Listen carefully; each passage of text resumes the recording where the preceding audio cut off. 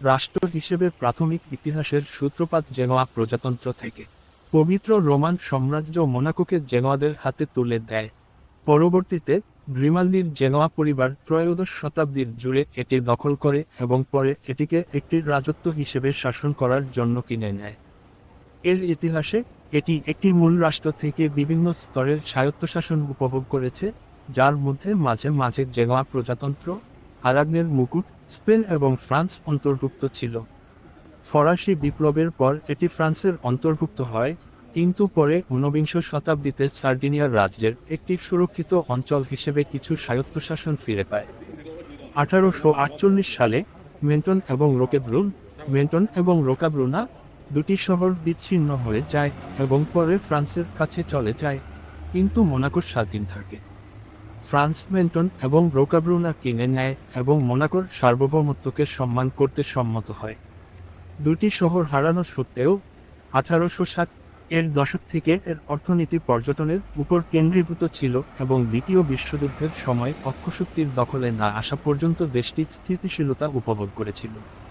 স্বাধীনতার পর মোনাকো ফ্রান্সের কাছ থেকে আরও স্বাধীনতা নিশ্চিত করার জন্য কাজ করে এবং 1993 সালে জাতিসংঘ কর্তৃক স্বীকৃত হয়। এটি ইউরোপীয় ইউনিয়নের অংশ নয়, তবে ইউরো মুদ্রা ব্যবহার করে।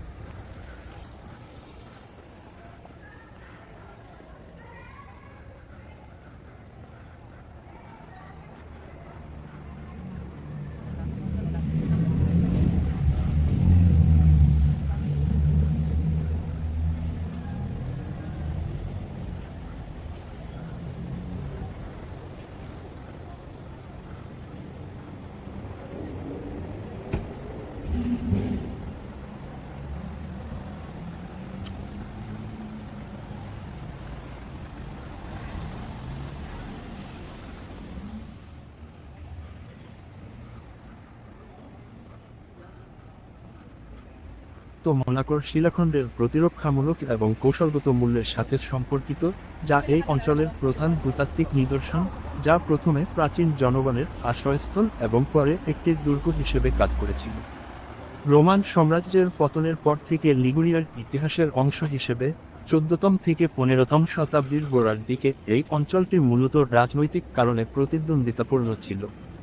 সেই সময় থেকে ফরাসি দখলের একটি সংক্ষিপ্ত সময় ব্যতীত এটি গ্রিমালদির বাড়ির নিয়ন্ত্রণে স্থিরভাবে রয়েছে। শুরু third bracket.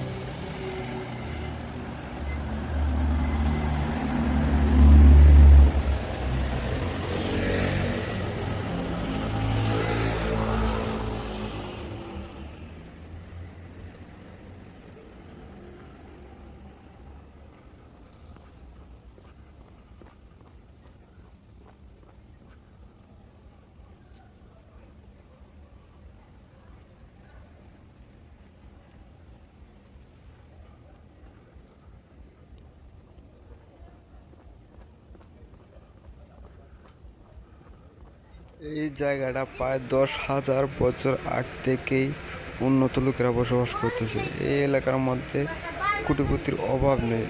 England, America, Switzerland সব লোকেরা এই মোনাকো শহরে বসবাস করে।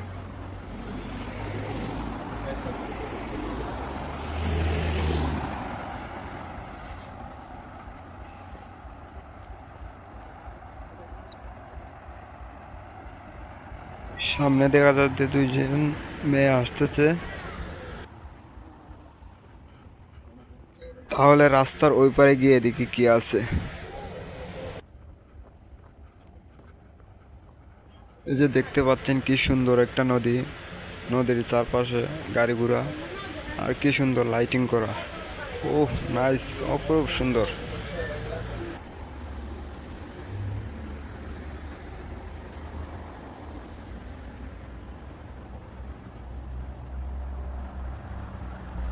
এদিকে দেখছেন তারা দুজন বয়ফ্রেন্ড গার্লফ্রেন্ড অথবা হাজব্যান্ড ওয়াইফ দুজন হাতে ধরে যাচ্ছে। তো যাই হোক, তারা দুজন বড় লোক মানুষ, তারা হাত ধরে হাঁটতেই পারে, কোনো সমস্যা নেই, আমরা বরং সামনে এগিয়ে যাই।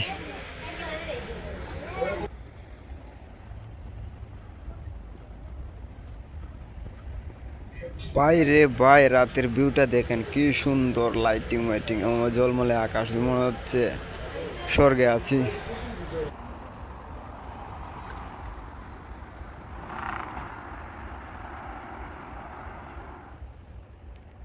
এই যে দেখতে পাচ্ছেন ফিশ বুথ, জাহাজ, শিপ, এখান থেকে তারা ঘুরতে যায়।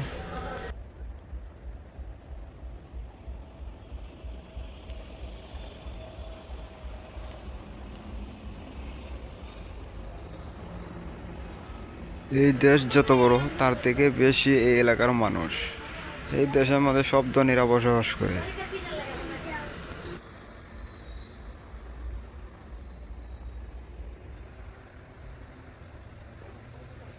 আপনারা যারা ইউরোপের অন্যান্য দেশ, ইটালি, জার্মান, ফ্রান্স, সুইজারল্যান্ড, অন্যান্য দেশে বসবাস করতেছেন, আপনারা সবাই চাইলে এখানে সেটেল করতে পারেন, শুধু বিজনেসের জন্য অথবা ঘোরার জন্য।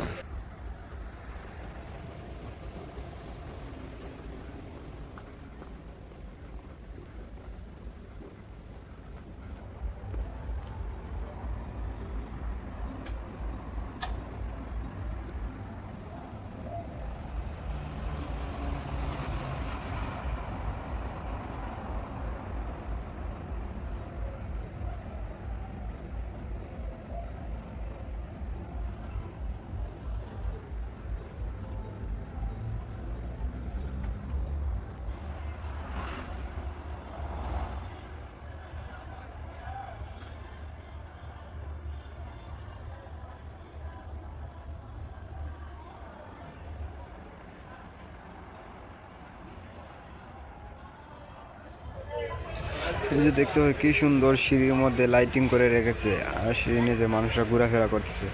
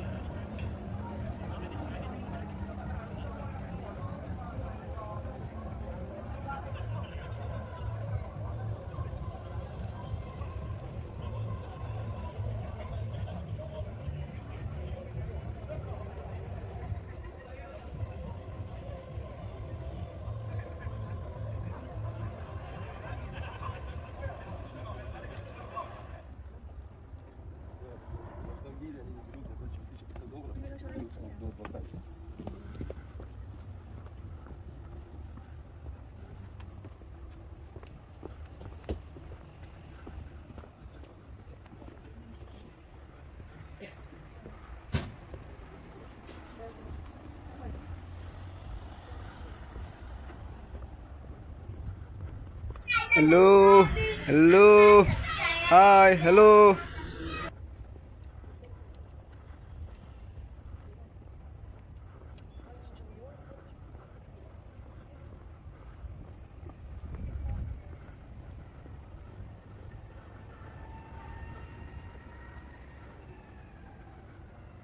আপনারা দেখতে পাচ্ছেন কি সুন্দর একটা আলিশান বাড়ি, কি সুন্দর চোখ চোখ দাদানোর নকশা।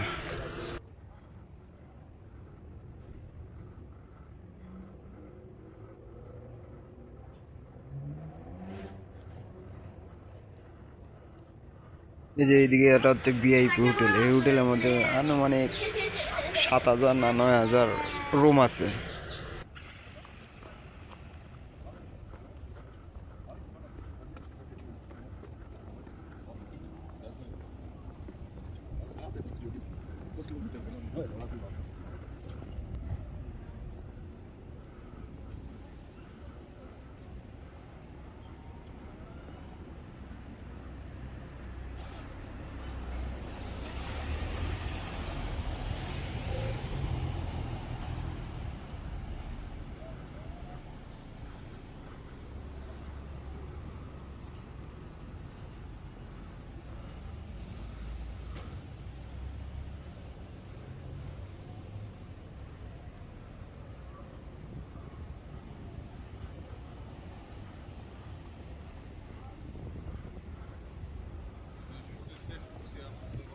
Oui, oui,